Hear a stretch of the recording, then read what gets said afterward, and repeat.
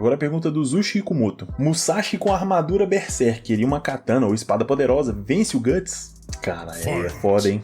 Aí a briga é boa. Seja muito bem-vindo ao nosso segundo Daniel Responde, onde vocês enviam as perguntas e adivinha só? Exatamente, eu respondo. Todas as perguntas estão separadas e organizadas por temas, assim você pode pular para o assunto que mais te interessa se você não quiser ver todas elas. Então agora que você já sabe como esse vídeo vai funcionar, bora para nossa primeira pergunta de hoje. O nosso mano 2 Chatos perguntou: quais são os top 3 personagens que mais o tiram do sério?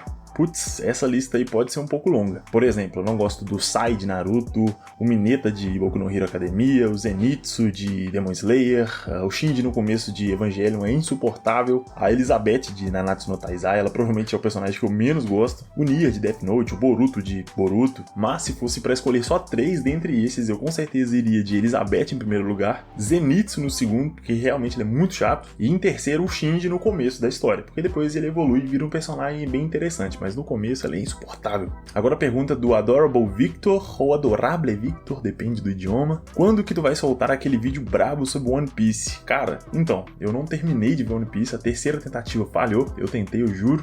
A série deu uma ajudada, eu gostei da adaptação, mas eu não consegui continuar no anime, pra ser sincero, e eu não tive tempo ainda de ler o mangá. Então, pra ser totalmente sincero, eu acho extremamente difícil trazer o One Piece tão cedo pro canal. Primeiro tenho que ler ou assistir, não sei o que vai demorar mais. E agora a pergunta da Samara Cristina. Adoro seu canal e sinto o seu empenho em cada vídeo, e realmente me impressiona como sempre dá um toque a mais nas obras, fazendo a gente perceber coisas que antes podiam até ter passado batido. Bom, Samara, antes de tudo, meu muito obrigado. Eu adoro receber esse tipo de comentário e ver que vocês gostam do conteúdo do canal, e isso faz realmente o esforço que a gente coloca aqui ser recompensado, fazer valer a pena, de verdade. Então, muito obrigado. E agora as perguntas. Como você começou no mundo dos animes/mangás? Foi por alguma obra em específico? O que fez você se interessar? Sabe, a faísca que acendeu tudo isso? Essa pergunta é excelente, talvez um pouco constrangedora, mas eu vou responder com 100% de sinceridade, beleza? Como qualquer moleque brasileiro, a gente cresce vendo Naruto, Dragon Ball, Cavaleiros do Zodíaco, no meu caso foi só Dragon Ball. Então sim, aquele meme de eu voltava correndo da escola pra almoçar vendo Dragon Ball era verdade, realmente isso acontecia comigo, não é meme. Mas depois de mais velho eu dropei completamente, não vi mais nenhum anime, larguei de mão até eu entrar na faculdade. Que eu conheci um amigo lá, e ele é uma das pessoas mais inteligentes que eu já conheci, inclusive, e ele passava literalmente a aula inteira assistindo anime no celular. Isso tudo enquanto a professora tava passando uns cálculos puta complexos no quadro. E aí sempre que ele podia, ele me recomendava algum anime, falava, cara, você tem que ver isso aqui, assiste esse outro, você vai gostar, tal. E aos poucos ele foi me convencendo. Ao mesmo tempo que um outro amigo meu de infância também ficou enchendo meu saco pra eu poder ver Naruto, que até então eu nunca tinha assistido, nem na época que passava em TV aberta. Então essas duas pessoas foram responsáveis pra me trazer de volta pro mundo dos animes, e aqui estamos nós. Isso é falando de anime. Agora, mangá foi um pouco depois disso, eu já assisti alguns mangás, já tinha visto alguma coisa, mas eu nunca tinha lido mangá na minha vida. E aí, o primeiro mangá que eu li, talvez vocês pensem, pô, foi Berserk, foi Vinland Saga, foi Vagabond. Não, cara, o primeiro mangá que eu li na minha vida foi Domestika no Kanojo. Sim, foi esse mangá, não é algo que eu me orgulhe totalmente, mas foda-se também, né, a verdade é essa. E é muito bom, eu até pensei em fazer um vídeo pro canal, mas acho que não combina tanto, talvez, mas a verdade é essa, eu comecei com o Domestika no Kanojo e algum tempo depois parti pra Berserk, tudo a ver, né, eu sei. A partir de Berserk eu comecei a consumir muito conteúdo, conheci o canal do Cenário Transparente, que aí abriu uma porta para muitos outros mangás, o que resultou em algum certo momento de 2023 eu criar esse canal, e aqui estamos nós, foi assim que eu entrei nesse mundo, mas e vocês? Comentem aí embaixo, tô curioso pra saber como vocês chegaram até aqui.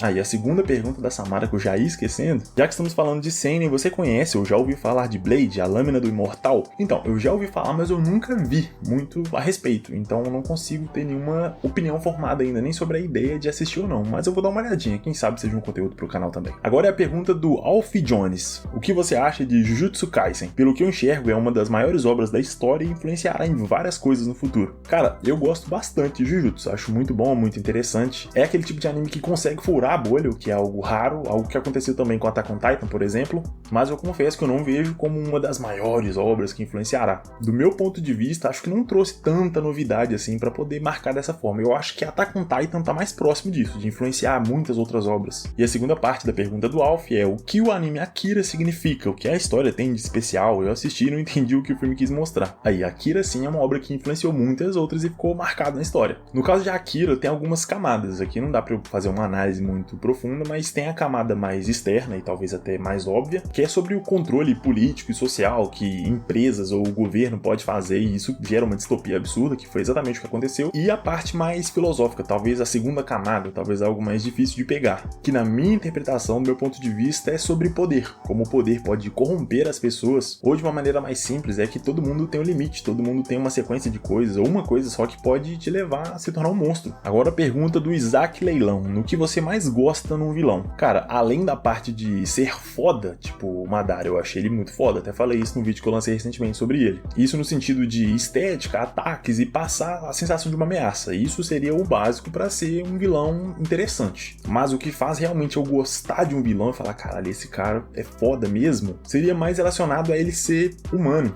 Sabe? Ele conseguir ter uma trama, um plano ali, uma visão de mundo que me faz pensar, pô, será que ele realmente tá errado? Acho que é muito enjoativo, muito sem graça, talvez até fraca a narrativa, quando o herói tem as suas motivações e ele é sempre do bem, 100% bom, assim como o vilão é 100% maligno e sem uma motivação clara por trás disso. Eu acho que quando ele consegue ser mal, realmente mal, mas com uma motivação que justifica a ponto de você pensar, será que se eu não tivesse no lugar desse cara, eu não faria algo parecido, algo semelhante? Eu acho que isso que torna um vilão foda de verdade. Agora a pergunta do Matheus. Salve Daniel, seja sincero, qual o seu top 3 seinen de shonen que você já viu? E por que a escolha do favorito? História, plot twist, infância e etc. Além disso, qual a sua opinião sobre One Punch Man? Já leu? Respondendo a sua segunda pergunta primeiro, One Punch Man eu já assisti, mas nunca li, eu gostei bastante. Ele foi um daqueles animes que eu tentei assistir a primeira vez, não curti, dropei, e algum tempo depois, quando eu voltei, aí sim, aí ele pegou e eu achei muito foda. E agora sim, respondendo a primeira pergunta, muito mais polêmica, top 3 seinen e shonen. Cara, beleza, seinen. Berserk, com certeza, é um que é difícil falar que não é, por mais clichê que seja. Vinland Saga realmente é um mangá que quando eu peguei pra ler, depois do anime, cara, eu gostei demais. A parte dele em Vinland é muito bom. O mangá tem tudo, sinceramente. Tem ação, tem drama, desenvolvimento de personagem, o mundo é vasto, tem romance, tem ação, aventura, tem tudo. Então, sinceramente, eu gostei muito. Foi uma leitura muito gostosa. E por fim, 20th Century Boys. É um mangá que eu conheci recentemente, a pedidos do pessoal do canal mesmo, que eu comecei a ler e tô fazendo a análise, cara, é realmente muito bom mesmo. Vocês não exageraram quando disseram que é foda pra caralho, e é mesmo, tô curtindo demais, então meu top 3 seinen seriam esses. Agora, top 3 shonen, cara, aí é que tá, hein? Difícil. Mas pra mim, Hunter x Hunter é o favorito de todos. Depois Fullmetal, que talvez Fullmetal seja até melhor que Hunter x Hunter, mas eu gosto muito de Fullmetal, tem um apego emocional. E em terceiro, Naruto. E aí eu coloco tanto o Shippuden quanto o clássico, apesar dos problemas que eu sei que o Shippuden tem, o clássico também tem alguns, eu tô até fazendo uns vídeos a respeito. E aí Naruto tem uma questão muito mais de nostalgia e apego emocional. Porque enquanto os outros são objetivamente bons, entre muitas aspas, Naruto eu sei que tem muitos problemas, é uma peneira de tanto buraco que tem no roteiro. Mas foi um dos primeiros animes que eu vi, como eu disse, é um que me trouxe de volta pra esse universo. E na época que eu comecei a assistir, minha família, meus amigos, né, eu digo irmãos, primos e amigos, tava todo mundo vendo ao mesmo tempo, então a gente se reunia pra poder discutir sobre, até hoje, quando eu vejo meus irmãos, a gente discute sobre isso, conversa e, cara, é muito bom, sinceramente. Além de ficar cantando rap de anime, de Naruto, igual louco nos churrascos. E sim, isso acontece e é muito bom, me julguem. Seguro pra caminho, tem a liberação que define meu caminho. Já que é pra ter guerra, joga de papo de amigo. Desde criancinha tu não podia comigo. No vale do fim eu cheguei pra te provar rios. No final da luta eu juro que eu vou sair vivo. Alcançar a paz sempre foi meu objetivo. Nem que eu precise matar meu melhor amigo. Agora a pergunta do Matheus Evangelista da Silva. Por que os seinens mais conhecidos são só esses 3 mesmo? Sabe dizer por quê? Sempre usam ele como Big Three. Pô, Matheus, eu acho que é basicamente porque eles são realmente muito bons mesmo, a ponto de furar a bolha. Mesmo quem não curte tanto mangá ou não curte tanto mangá seinen, conhece, não tem jeito. Você fala Berserk, Vinland Saga e Vagabond, é muito difícil alguém não conhecer, alguém que tá nesse meio otaku. Podem existir, provavelmente existem outros seinens, outros mangás em geral que são melhores, provavelmente, mas esses são inquestionavelmente bons, então acaba que eles se espalham, e aí o pessoal chama de Big Three por isso. Agora a pergunta do Morningstar HXL. Você tem esperança que Berserk ainda ganhará uma animação decente, feita pela Madhouse ou Mapa? E qual dublador brasileiro você acha que combinaria com Guts?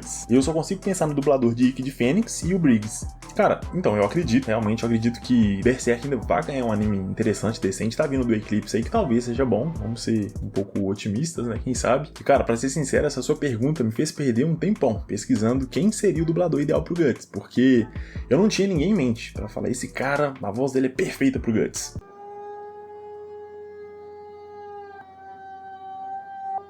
Que porra é essa?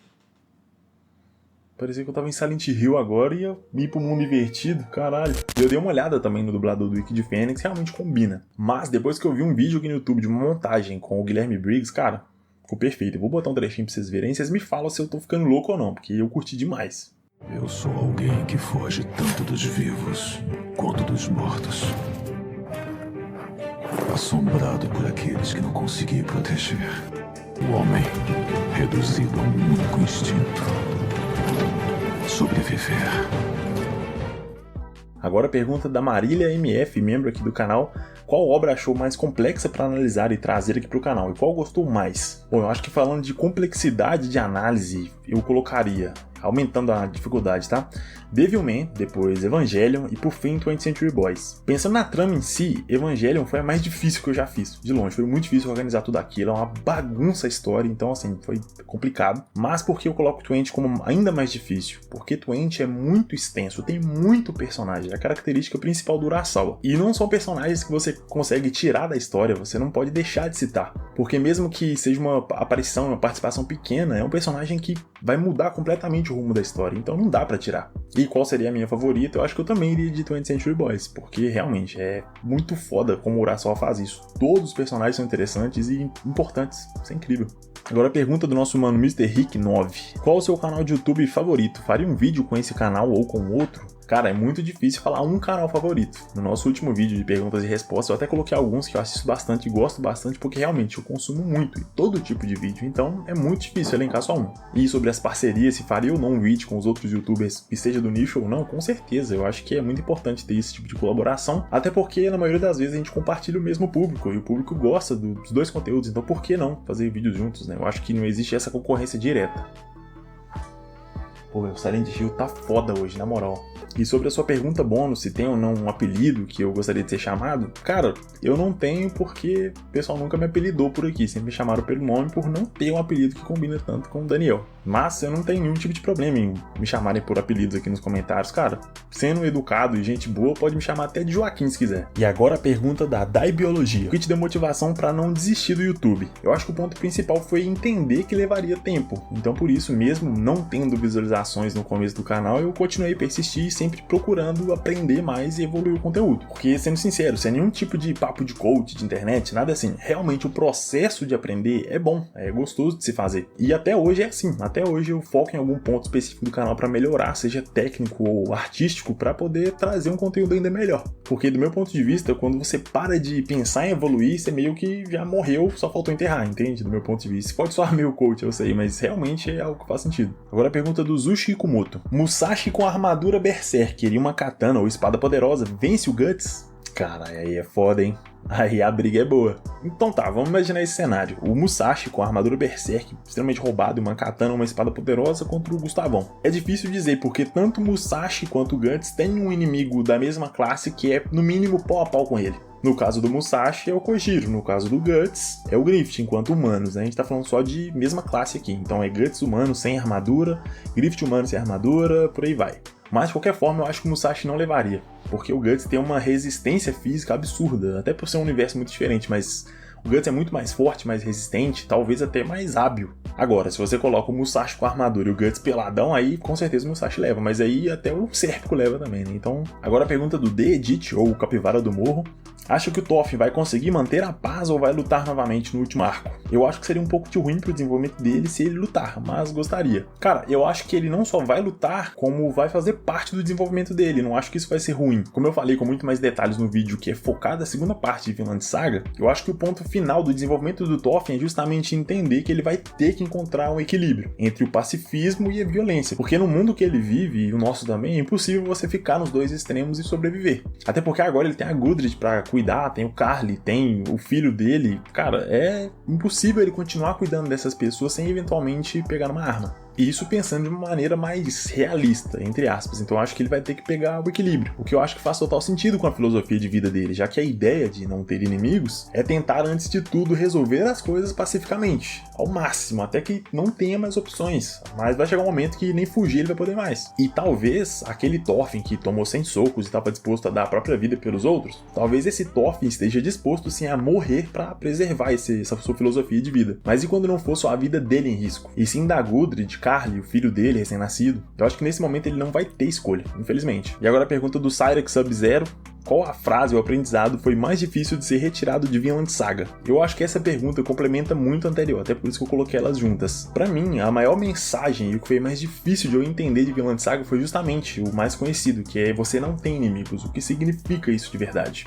Eu demorei bastante tempo pra entender, e quando eu entendi, eu fiz esse vídeo que eu tô deixando na tela, que eu acho que ele explica bem o que significa essa ideia do meu ponto de vista. Isso eu demorei pra aprender, mas quando eu aprendi, me deu uma nova dimensão de Vinland Saga, fez eu gostar muito mais da obra. Bom, rapaziada, é isso aí, espero que você tenha gostado do nosso segundo vídeo de perguntas e respostas. Se você gostou, comenta aí embaixo pra mim saber que vocês gostam desse tipo de conteúdo. Então, se você gostou desse tipo de conteúdo, quer mandar sua pergunta, ou sua pergunta ainda não foi respondida, porque o vídeo já tá bem grande, pode comentar aí embaixo que no próximo vídeo, com certeza, eu vou dar uma olhada nessas perguntas aqui, beleza? No mais, meu muito obrigado pela sua atenção, pelo seu tempo. Um agradecimento especial aos membros do canal. Tamo junto, é nóis, e te vejo no próximo vídeo. Valeu!